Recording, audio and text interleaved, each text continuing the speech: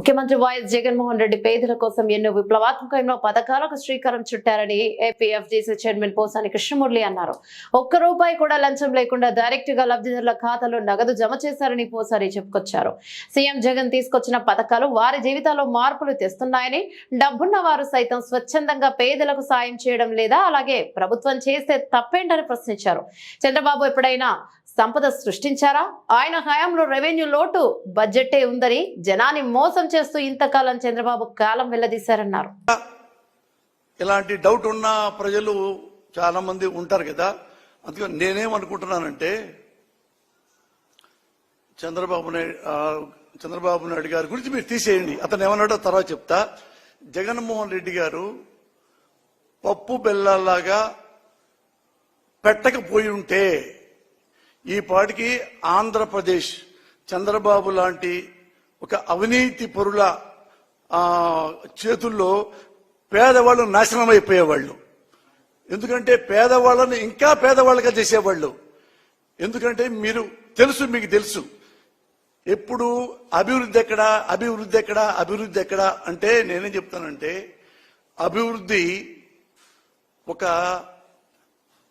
ఈ సిమెంట్ స్తంభాలతో కానీ పెద్ద పెద్ద బిల్డింగ్లతో కానీ అభివృద్ధి ఏం రాదు. బేసిక్ గా మానవ నిర్మాణం జరగాలి. మనిషి వర్ణాన్ని జీవోత్సవం స్థాయిలోంచి నేను ఒక మనిషిని అని ధైర్యంగా రోడ్డు మీదకి వచ్చి నిలబడి చెప్పగలిగేలాగా ఉండాలి. అది చంద్రబాబు చేయరు. 5 ఏళ్లకు ఒకసారి ఎలక్షన్కి వస్తారు. పేదల దగ్గరికి, కూలీల దగ్గరికి, వాళ్ళని పేదవాళ్ళగానే ఎన్నో సంవత్సరాలుగా 75-80 సంవత్సరాలుగా అలాగే బతికిస్తున్నారు. చంద్రబాబు లాంటి నాయకులు వస్తారు, వాళ్ళ దగ్గరికి వస్తారు. ఒక్కొక్కటి ఇంటికి ఒకటికి 1000 రూపాయల చొప్పున, 4 ఉంటే 4000, 8 మంది ఉంటే 8000 ఇచ్చేసేసి వెళ్ళిపోతారు. అప్పటిదాకా ఈ పేదవాడికి ఏముంటుంది? పూరి గుడిసె, అన్నం లేదు, ఆరోగ్యం లేదు, నాగరికత లేదు, విద్య లేదు, డబ్బులు లేవు, తినడానికి తిండి లేదు, కడుగడానికి బట్ట లేదు. ఇలాంటి వాడికి ఒక్క 1000 రూపాయల కాగితం చూపిస్తే, ఇదిగో ఈ 1000 రూపాయలు నీకు ఇస్తా, నాకు ఓటేస్తావా? వేస్తానయ్యా, 6 ఉన్నాం 6000. ఇది సాగుతుంది ఎప్పటి నుంచో. అప్పుడు ఏమవుతుంది? ఈ 6000 ఎప్పుడు వస్తాయి? 5-6 నెలలు వస్తాయి. మళ్ళీ ఎప్పుడు వెయిట్ చేస్తారు ఈ పేదోళ్ళు? మళ్ళీ 5 ఏళ్ల తర్వాత మళ్ళీ ఎలక్షన్లు వస్తే అప్పుడు మనకు డబ్బులు వస్తాయి కదా అని అప్పటిదాకా వెయిట్ చేస్తూ ఉంటారు. ఒక జీవోత్సవాల్లాగా. ఇది వద్దు. పేదవాడు జీవోత్సవం కాదు, పెద్దవాడు జీవోత్సవం కాదు అని చెప్పి ఈ పథకాన్ని ప్రవేశపెట్టాడు. దీనికి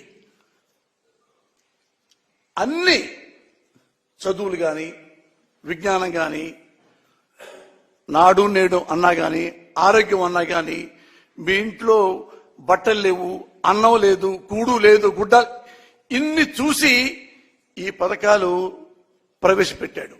మీరు అనుకుంటున్నారు పంచుతున్నారు అనుకుంటున్నారు. నేను అంటున్నాను, అర్బన్లో ఉండే మహానుభావులు, డబ్బున్న వాళ్ళు, ధనవంతులు, ముఖ్యంగా చెప్తే ఎగ్జాంపుల్ మా కమ్మ వాళ్ళు కూడా, అలాగే డబ్బున్న కాపు మహారాజులు కూడా అదే టౌన్లో ఉంటూ మీరు కూడా ఎంతో మందికి లక్షల రూపాయలు పంచుతున్నారు కదా పేదలకి. పేదలు నేను కమ్మవాడిని.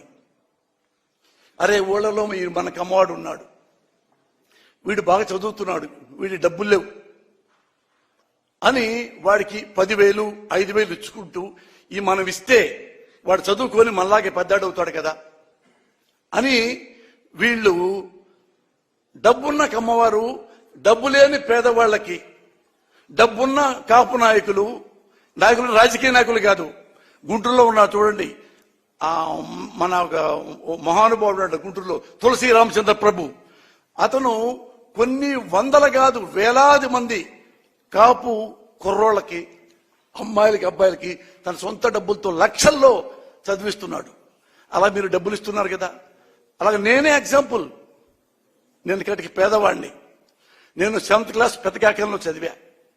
ఆ తర్వాత భయం, మా నాన్న బరిగుడ్లు తిప్పుతాడేమో, పొలంలో కూలీకి పంపిస్తాడేమో అంటే మా నాన్న నా ముఖం చూసి బాధపడి ఈడు ఏడ బాగా చదివితే బాగుండే అని తీసుకెళ్లి మోతాడకలో పెట్టాడు.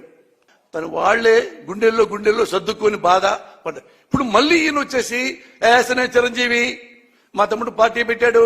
ఆ పార్టీ ఈ పార్టీ మీరు కలిసి 6 నెలలన్నా జనాన్ని నమ్మించారు. మీ వాడు 1 month కూడా మా నమ్మించలేపాడే. అయినా మళ్ళీ ఇస్తారా? అవునులే, రాజకీయాలు కదా, ఓటు హక్కు మీకుంది, మీరు నుంచోవచ్చు, మళ్ళీ ఎమ్మెల్యే అవ్వచ్చు, మంత్రి ఏమో, మళ్ళీ చిరంజీవి గారు ముఖ్యమంత్రి కూడా అవ్వచ్చు. నమ్మకం లేదా మీకు? గుర్రం ఎగరావచ్చు. What can we do? ఇది అన్నాం అనుకో, ఏమంటే తెలుసా, ఎమ్మటే తిట్లు, లం డా అంటే అసలు రియలైజేషన్ లేదు మనుషులకి. రియలైజేషన్ లేదు. అరే ఒక తప్పు చేశామే, ఐ డిడ్ మిస్టేకే, అన్బేరబుల్ మిస్టేకే, మనం రిపీట్ అవుతామే, లేదు. రియలైజేషన్ లేదు. అన్నవాడిని డిమారలైజేషన్ చేస్తాడు. వీడు మనల్ని క్వశ్చన్ చేస్తాడా? చేస్తా. ఎందుకంటే నేను ఓటర్ని, ఈ దేశంలో ఒక పౌరుణ్ణి, ఓటకు ఉన్నవాడిని, మంచి నాయకుడు కావాలనుకునేవాడిని. వీడు మంచి నాయకుడు కాకపోతే నేను వద్దనుకునేవాడిని. నాలాంటి వాడికి ఈ సమాధానం చెప్పగలిగితే మీరు ఎక్కడైనా బతకగలరు. ఎందుకు చెప్పరు? You are unfit for politics.